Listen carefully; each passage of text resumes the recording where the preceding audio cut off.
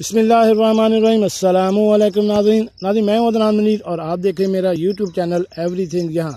नाज़रीन, आज की वीडियो में मैं आपको दिखाऊंगा कि एक ही खेत में मुख्तलिफ पौधे होते हैं, यानी किसी का कद छोटा रह जाता है और किसी का कद बड़ा रह जाता है। ऐसा क्यों होता है, किस वजह से होता है और इसको हम कैसे बराबर कर सकते हैं। तो चलिए शुरू करते हैं आज की वीडियो। नाज़रीन, ये मेरे दाएँ हाथ पे अगर आप पौधा देख लें, ये देखें, तो इसका कद होगा तकरीबन 2.5 से 3 फुट। लेकिन दो खेलियां छोड़ के अगर हम इस तरफ आएँ तो ये सारी कपास जो है इसका कद है 1 से 1.5 फुट। इसकी क्या वजह है?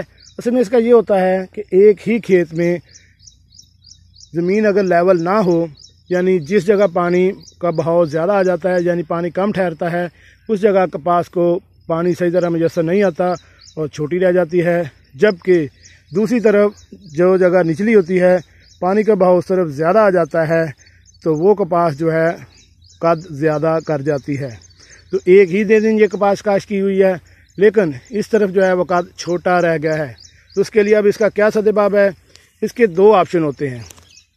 वो बताया कि एक ज़मीन लेवल ना होना और दूसरा बाद औक़ात ज़मीन का सख्त होना। एक ही खेत में मुख्तलिफ तरह का ये भी होता है कि बाद औक़ात ज़मीन सख्त होती है और वो पौधा उसमें सही नहीं फूलता। तो इसके लिए आज जो मेरे पास ज़हर है वो ये देखें, कोरेक्स के नाम से।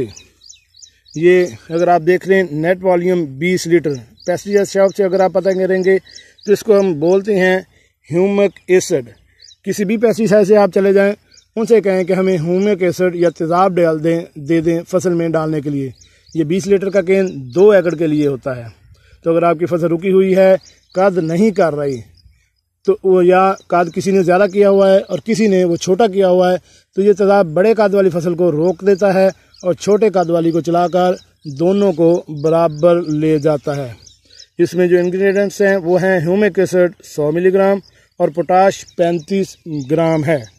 इन दोनों का मिक्सचर है। पोटाश भी पैदावार के लिए बेहतरीन होती है और ह्यूमिक एसिड जो है वो फसल की ज़मीन की सलाहकार करके, ज़मीन को नरम करके आपके पौधे को चलाता है। इसके फ़वाद में आ जाता है कि पौधों की नशोनुमा में इजाफा करता है। इसमें ह्यूमिक एसिड और पोटाशियम शामिल है। ज़मीनी सलाहकार अमल करता है। पैदावार में 10% इजाफा करता है।